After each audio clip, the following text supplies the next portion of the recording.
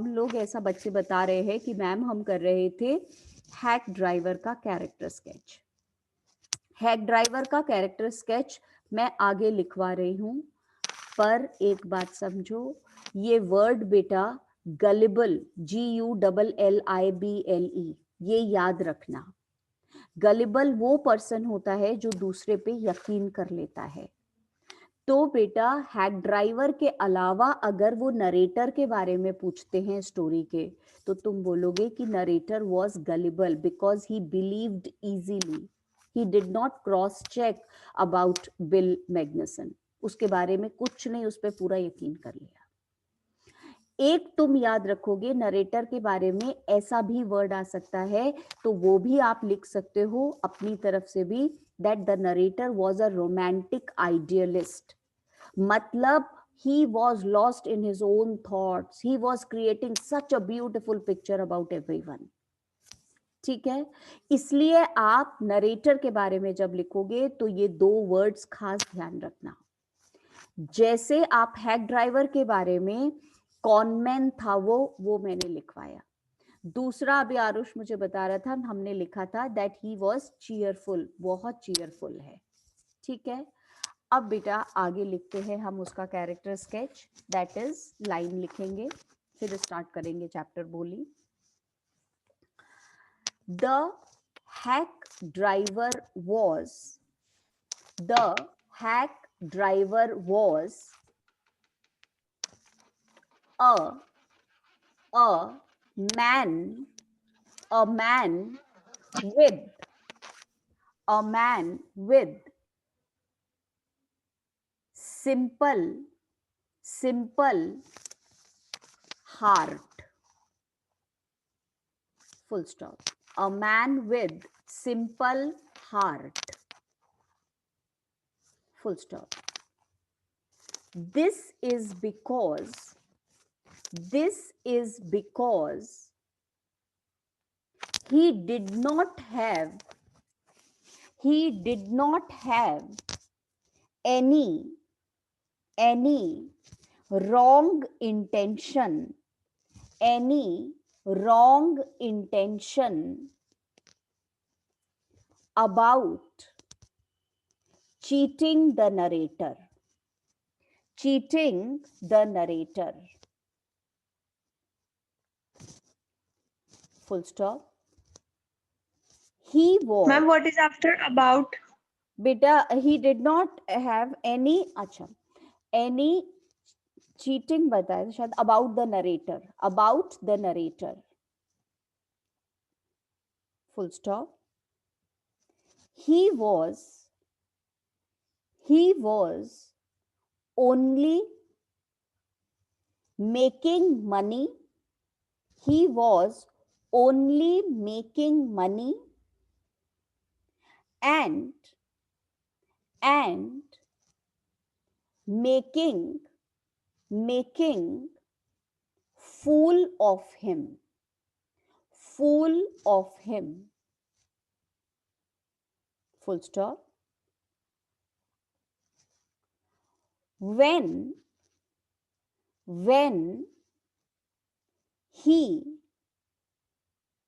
found narrator the second time,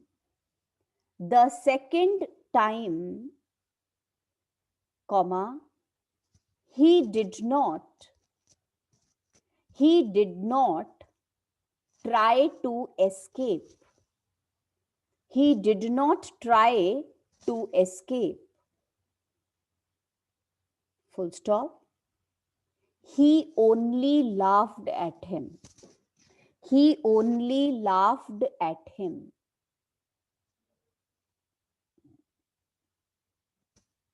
he only laughed at him, full stop.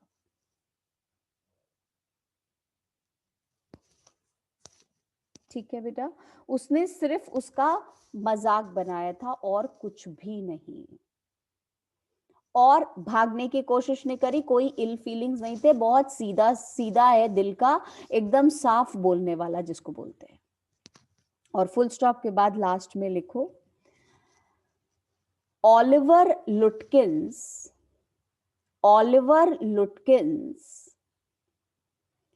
or the hack driver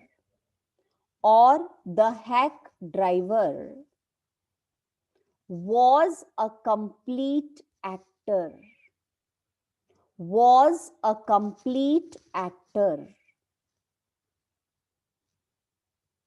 Full stop. He acted very well.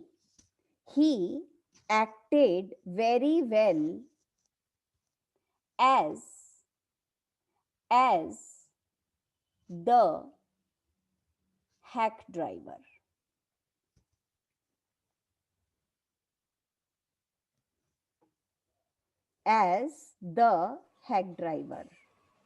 ये hack driver सच में नहीं था क्या? Full stop. बेटा उस दिन तो नहीं था, मतलब उस दिन तो वो ऑलिवर लुटकिंस ज्यादा था, मतलब पक्का तागे वाला ही बन के उसके साथ एक्टिंग कर रहा था, बाकी हमें मालूम नहीं क्या था. फुल स्टॉप के बाद बेटा एक और लाइन लिख लो. It also shows that he was a friendly man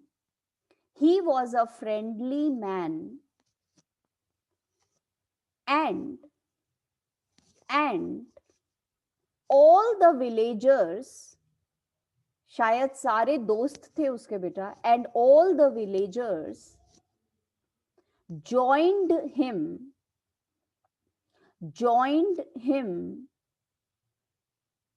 as friends, and all the villagers joined him as friends in his prank. P-R-A-N-K. In his prank. उसके प्रैंक में सारों ने ज्वाइन कर लिया.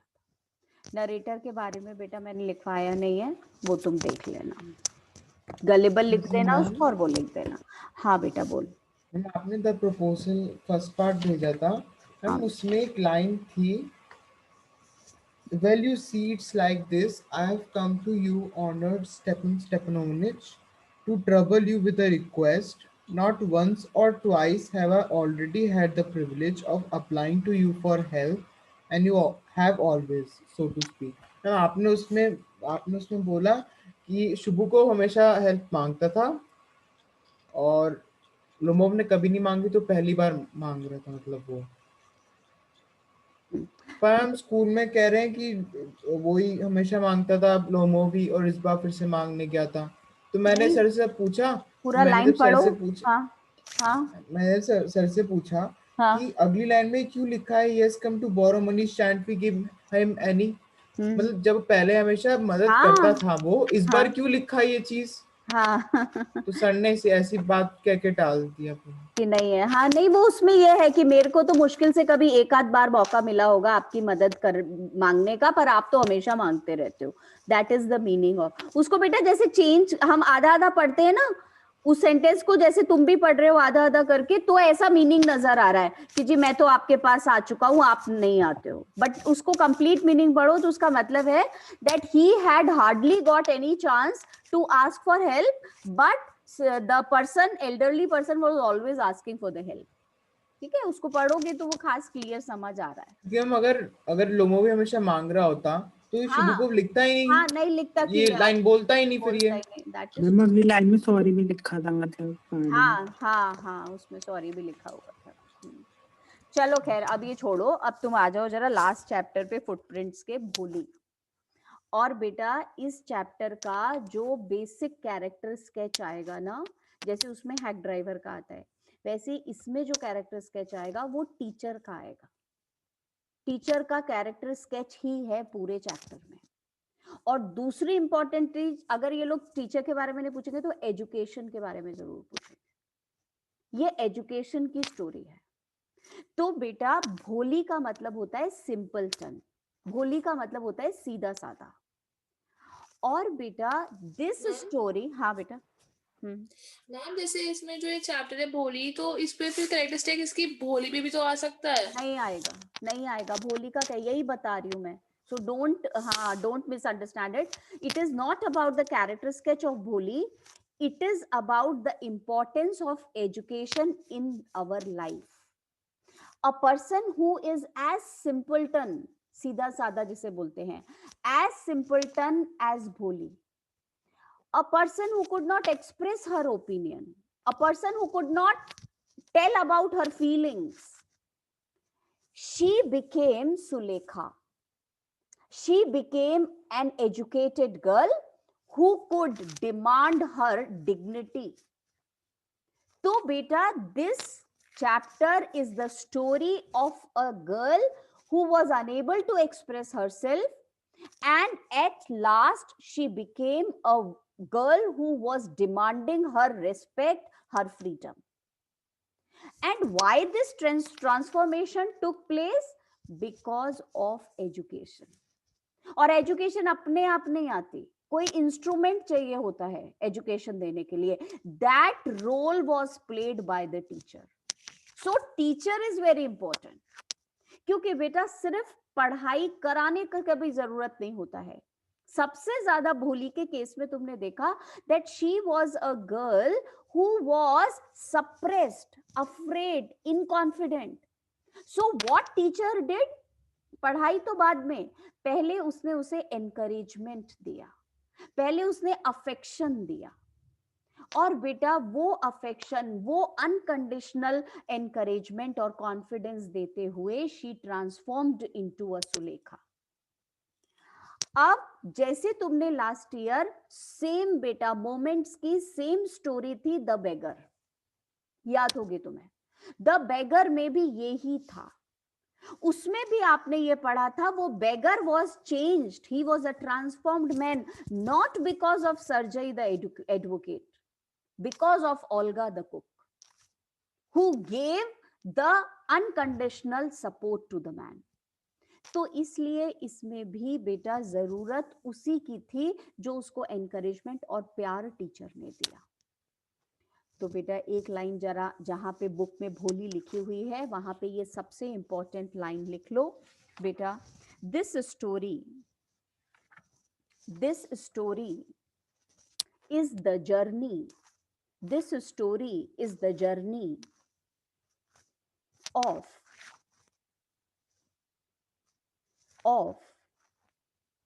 a simpleton girl, comma, who hardly expressed her opinion,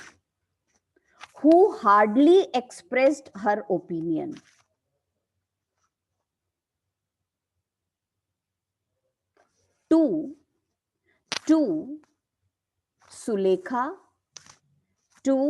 Sulekha, comma, an educated girl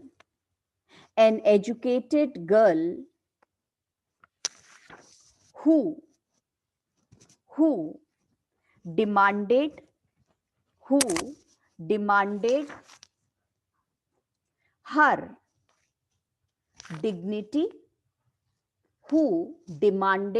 her dignity, without any fear.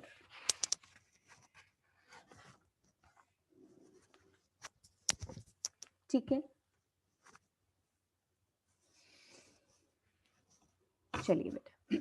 Chapter बहुत simple सा है, वैसे कुछ वो भी नहीं है उसमें. जहां डिफिकल्ट है that I will dictate you, we will write the answer. Her name was Sulekha. बेटा सुलेखा का मतलब होता है a person with beautiful handwriting. Sulekha means a person with beautiful handwriting. Her name was Sulekha, but since her childhood, everyone had been calling her Bholi the simpleton. Simpleton क्या कौन होता है बेटा? Dumb, foolish one. She was the fourth daughter of नंबरदार रामलाल. बेटा fourth ध्यान रखना, ये MCQs जब से देने लगे तो इस टाइप के क्वेश्चंस बहुत पूछते हैं. और नंबरदार का मतलब हो गया बेटा revenue collector. When she was 10 months old, बहुत इंपॉर्टेंट, भूलना मत. जब वो 10 महीने की थी, she had fallen off the cot on her head and perhaps it had damaged some part of her brain. That was why she remained a backward child and came to be known as Bholi the simpleton. तो 10 महीने की उम्र में पलंग से गिर गई थी. कॉट का मतलब वो छोटी सी जो खाट होती है, फोल्डिंग बेड टाइप का, और तब से उसको बेटा थोड़ी डल हो गई, इसलिए उसे भोली बोलने लगे. At birth the child was very fair and pretty. ये भी बहुत इंपॉर्टेंट है, भूलना मत. जब उसका बर्थ हुआ था, when she was born, she was very beautiful and very fair. But when she was 2 years old, और जब 2 साल की हुई, she had an attack of smallpox. Only the eyes were saved, but the entire body was permanently disfigured. बेटा disfigured मतलब damaged by deep black pock marks. वो पूरे धब्बे धब्बे हो गए, pock marks. Little Sulekha could not speak till she was 5. Again, 5 साल तक बोल नहीं पाई थी. And when at last she learned to speak, she stammered. बेटा stammered का मतलब थोड़ा हकलाती थी. इससे तुम्हें बहुत कुछ आइंस्टाइन के बारे में याद आ रहा होगा. आइंस्टाइन के साथ भी सेम ही हुआ था.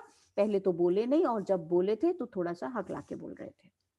The other children often made fun of her and mimicked her. As a result, she talked very little. Ramlal had 7 children. बेटा मिमिक्ड का मतलब होता है कॉपी करना. बाकी सारे बच्चे उसकी हकलाने की मजाक बनाते थे, वो फिर बोलती नहीं थी. Ramlal had 7 children, 3 sons and 4 daughters, and the youngest of them was Bholi. It was a prosperous farmer's household. बेटा prosperous का मतलब rich. Ramlal was a rich man, and there was plenty to eat and drink. All the children except Bholi were healthy and strong. The sons had been sent to the city to study in school and later in colleges. Of the daughters, Radha, the eldest, had already been married. ये भी बेटा थोड़ा ध्यान से पढ़ लेना. सबसे बड़ी बहन का नाम राधा है, उसकी शादी हो गई है. The second daughter, Mangla's marriage had also been settled. And when that was done, Ramlal would think of the third, Champa. They were good-looking, healthy girls, and it was not difficult to find bridegrooms for them. But Ramlal was worried about Bholi. She had neither good looks nor intelligence.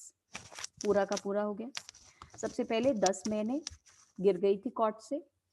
फिर हमने आ गया बेटा 2 years, pox marks हो गए. 5 years, she spoke and she used to stammer.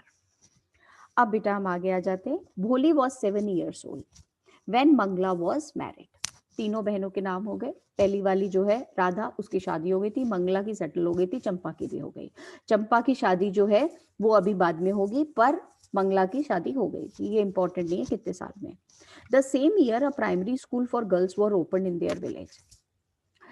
जब भोली 7 years की थी, तब एक स्कूल खुला उनके गांव में. पुराने जमाने में लड़कियों को नहीं पढ़ाया जाता था बेटा, और लड़कियों को पढ़ाने का मतलब था, लोग ऐसा सोचते थे, ओहो पढ़ा दिया तो मतलब कितनी बुरी बात हो गई, क्योंकि अगर पढ़ लिख जाएगी तो फिर घर का काम नहीं करेगी, कोई लड़का नहीं मिलेगा शादी करने के लिए. इसलिए बेटा लड़कियों का पढ़ना मतलब उनकी बेड क्वालिटी, बेड कैरेक्टरिस्टिक में गिना जाता था. The same year a primary school for girls was opened in their village. और सरकार चाह रही थी कि लड़कियां पढ़ें, इसलिए स्पेशली एक लड़कियों का स्कूल खोला. The tehsildar Sahib came to perform its opening ceremony. और बेटा वो डीएम टाइप के लोग होते हैं, तहसीलदार, वो पहुंच गए ओपनिंग करने के लिए. ये रामलाल एक गवर्नमेंट ऑफिसर था, तो इसको बोला, अरे तुम तो गवर्नमेंट ऑफिसर हो, तुम तो अपनी बेटी को भेजो स्कूल में. जब तुम भेजोगे तुम्हारे को देख के बाकी गांव वाले भी भेजेंगे, नहीं तो कोई लड़की को भेजेगा ही नहीं पढ़ने के लिए.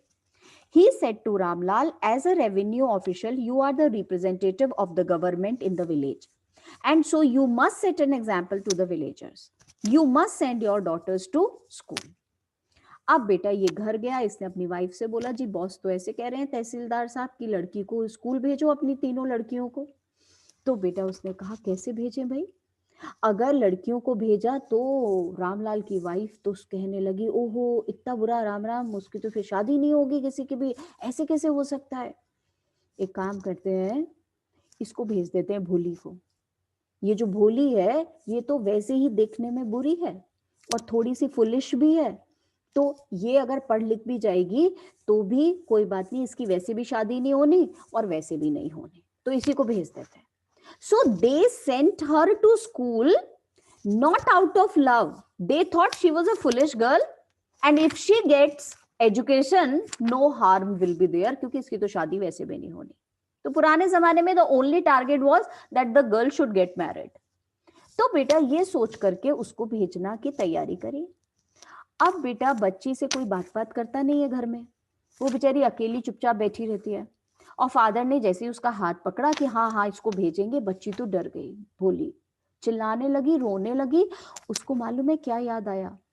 थोड़े दिन पहले जो घर में एक गाय थी, उसको ऐसे ही घर से बाहर निकाला था और उसके बाद वो कभी लौट के नहीं आई, उसको बेच दिया था। तो मुझे भी घर से बाहर हमेशा के लिए निकाल रहे हैं। वो डर गई बेटा, बहुत रोने लगी। अब माँ ने उसको पकड़ा, नहलाया धुलाया। उसके बेटा ऐसे बाल वाल भी कोई बाता नहीं था, ऐसे बाल ऐसे हो रहे हैं बिल्कुल गंदे से, टैंगल्ड, उलझे हुए बाल गंदे गंदे से। माँ ने बेटा उस दिन उसको नहला धुला के तैयार किया, उसके बाल सजाए, 2 चोटी बनाई बढ़िया बढ़िया, कपड़े भी नए पहनाए, नहीं तो उसको बहनों के पुराने कपड़े मिलते थे पहनने को, चंपा के, पहन ले तू। और बेटा इसने सोचा ये तो स्कूल कोई अच्छी जगह होती होगी शायद, तभी मुझे इतने प्यार से तैयार कर रहे हैं। वो तो बहुत खुश हो गई और अब चुपचाप चल दी स्कूल। पिताजी हाथ पकड़ के ले गए। वहां पे बेटा हेडमिस्ट्रेस थी, हेडमिस्ट्रेस ने कहा ये जो कमरे हैं क्लासरूम उसमें बिठा दो, और बेटा इसको जाके बिठा दिया। अब ये जब बेचारी बैठ गई चुपचाप, वहां और भी लड़कियां बैठी हुई थी। यही तक पढ़ेंगे, आगे तो फिर हम बाद में देखेंगे। देखो, that night when Ramlal consulted his wife, she cried, "Are you crazy?" Wife डांट रही है रामलाल को, "Are you mad? If girls go to school, who will marry them?" But Ramlal had not the courage to disobey the तहसीलदार। पर अपने senior की बात कैसे disobey करे? At last his wife said, "I will tell you what to do. Send Bholi to school. As it is, there is little chance of her getting married with her ugly face and lack of sense. So she is foolish also, she is dumb also, and she is ugly also. Let the teachers at school worry about her." Beta, the next day, Ramlal caught Bholi by the hand and said, "Come with me, I will take you to school." Bholi was frightened. Frightened matlab great fear. She did not know what a school was like. She remembered how a few days ago their old cow Lakshmi had been turned out of the house and sold. No, no, no, no, no, no, no, she shouted in terror and pulled her hand away from her father's grip. अपना हाथ छुड़ाने लगी. "What is the matter with you, you fool?" shouted Ramlal. और बच्ची को डांट रहे हैं, बेटा बेवकूफ कहीं की, "I am only taking you to school." Then he told his wife, "Let her wear some decent clothes today, or else what will the teachers and the other school girls think of us when they see her?" अच्छे कपड़े पहना दो, तैयार कर दो, नहीं तो हमारे बारे में लोग क्या सोचेंगे? New clothes had never been made for Bholi. The old dresses of her sisters were passed on to her. हमेशा पुराने कपड़े पहनती थी. No one cared to mend or wash her clothes. कोई कपड़े धोता नहीं था उसके, बेटा फटे हुए पहने रहती थी. Mend मतलब रिपेयर भी नहीं करते थे. But today she was lucky to receive a clean dress which had shrunk after many washings and no longer fitted Champa. वो छोटी हो गई थी चंपा को, तो इसको पहना दी. She was even bathed. आज तो इसको नहलाया था. And oil was rubbed into her dry and matted hair. Matted मतलब tangled, वो उलझे हुए बाल. Only then she did begin to believe that she was being taken to a place better than her home. ये question आ सकता है बेटा, उसको कब लगा that school was a nice place? क्योंकि उसको इतना अच्छा तैयार किया. When they reached the school, the children were already in their classrooms. Ramlal handed over his daughter to the headmistress. Left alone, the poor girl looked about her with fear-laden eyes. बेटा laden का मतलब filled. डरती हुई आंखों से बेचारी भोली ने टीचर को देखा. There were several rooms. बेटा स्कूल में 2-3 कमरे बने थे. And in each room, girls like her squatted on mats. Squatted मतलब sat down. बैठी हुई थी लड़कियां नीचे जमीन पे, दरी के ऊपर.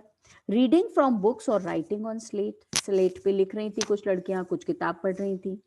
The headmistress asked Bholi to sit down in a corner in one of the classrooms. और बेटा वहां जाके उसको क्लास में बैठा दिया. इसके बाद क्या होगा, that we will do next class में बेटा करेंगे. लास्ट चैप्टर है हमारा ये वाला, और वहाँ हमारा प्रपोजल भी लास्ट चल रहा है. ठीक है, आपके एग्जाम शुरू हो उससे पहले हमारा आराम से खत्म हो जाएगा. पढ़ते रहो.